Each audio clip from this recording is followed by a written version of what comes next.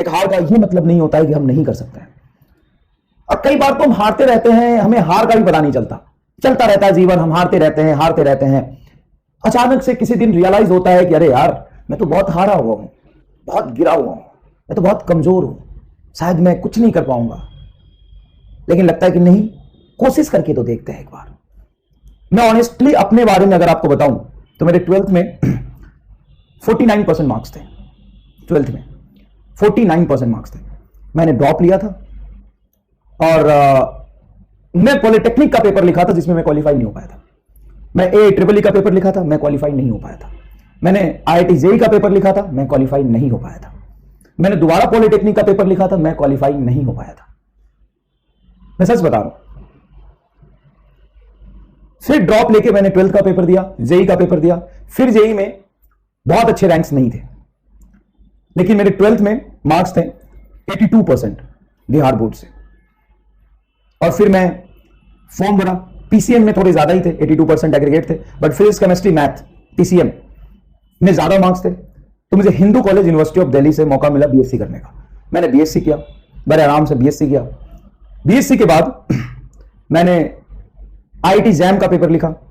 Gate का paper नहीं, gate का पेपर बाद में होता है, IIT जैम होता है, उसमें मेरा रैंक था 137, AIR 137। फिर मैंने दिल्ली यूनिवर्सिटी का एंट्रेंस लिखा, MSc का एंट्रेंस होता है, उसमें मेरा AIR था 4। दिल्ली यूनिवर्सिटी के एंट्रेंस में पूरे इंडिया के BSc किए हुए बच्चे पेपर लिखते हैं, AIR था 4। फिर मैंने CSIR JRF का पेपर लिखा जिसमें मेरा ऑल इंडिया रैंक था 132, है ना, रिसर्च फेलोशिप मिलता है। तो मैं बस ये नहीं बता रहा, मैं आपको पहले ये भी बताया कि मैं कितनी बार फेल हुआ हूं। मैं पॉलिटेक्निक का पेपर क्वालिफाई नहीं कर पाया 2 बार, मैं JEE नहीं क्वालिफाई कर पाया। लेकिन फिर मुझे एक दिन एहसास हुआ कि नहीं यार, लाइफ ऐसे तो नहीं चलेगी। मैं तुम्हारी एज में जब था ना, तो तुमसे भी ज्यादा बेवकूफ, तुमसे भी ज्यादा चमन, तुमसे भी ज्यादा रामलाल टाइप, तुमसे भी ज्यादा बेफिक्र था, और तुमसे भी ज्यादा बदमाश था, तुमसे बड़ा गुंडा था। जिस उम्र में तुम आओगे उस उम्र में मोहल्ले में मैं कूटने के लिए जाना चाहता था। कोई लड़ाई होती थी, शुरुआत कोई भी करता लेकिन खत्म नहीं करता था। पूरे मुजफ्फरपुर में कभी कोई लड़ाई हो जाए, शुरुआत कोई भी करे लेकिन खत्म मैं करता था उसको।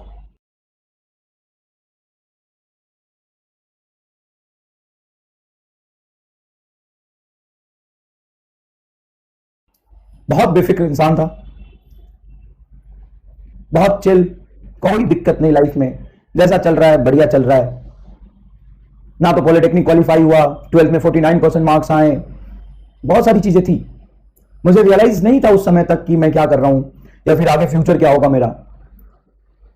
लेकिन एक बार ऐसा समय आया जब मुझे महसूस हुआ कि नहीं यार, पढ़ के देखना चाहिए, पढ़ाई कैसी चीज है, पढ़ना चाहिए एक बार। तो सोचा चलो पढ़ के देखते हैं। और अपना बचपन से ही वसूल रहा है कि हम जो काम करेंगे वो सबसे बेहतरीन करेंगे।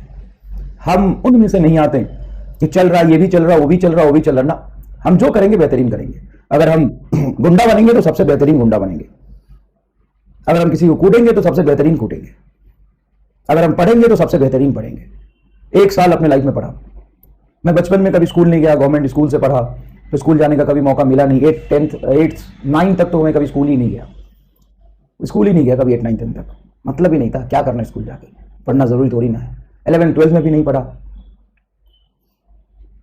लेकिन जब समय आया कि नहीं पढ़ना चाहिए तो पढ़ा, और जब ऐसा पढ़ा कि वैसा कोई नहीं पढ़ पाया।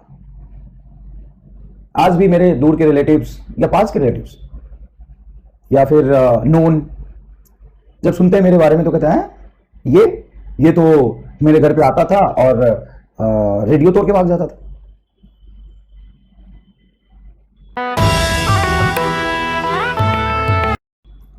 मेरे रिलेटिव्स पहले मेरा मजाक उड़ाते थे कि ये कितना मंद बुद्धि है, लाइफ में क्या कर पाएगा। मेरे भविष्य की चिंता मेरे पिताजी से भी ज्यादा मेरे उन रिलेटिव्स का था।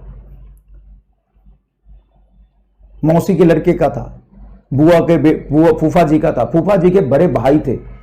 उनको मेरे भविष्य की ज्यादा चिंता थी कि ये क्या करेगा, उनका बेटा आज तक बेरोजगार घूम रहा है। उनको मेरे भविष्य की ज्यादा चिंता थी। तो होता है बेटा, कई बार हमें एहसास नहीं होता कि हम कहां जा रहे हैं, और एक बार एहसास करने की जरूरत होती है, और जब करो तो बेहतरीन करो। तो मैं बस तुमसे एक ही बात करना चाहता हूं कि देखो, अनसक्सेसफुल सब होते हैं, ऐसा नहीं है कि कोई पैदा ही डॉक्टर लिया था। मेहनत करना पड़ता है, मेहनत करना पड़ता है, और जब बेहतरीन मेहनत करते हैं तभी आप बेहतरीन रिजल्ट पाते हैं। दूसरी बात, कई बार हम बेफिक्री में जीते हैं, लेकिन सही समय पे अगर हमें रियलाइज ना हो, अगर 1, 2, 3 साल बाद मुझे रियलाइज होता, तो शायद मैं आपके सामने यहां पे खड़ा नहीं हो पाता।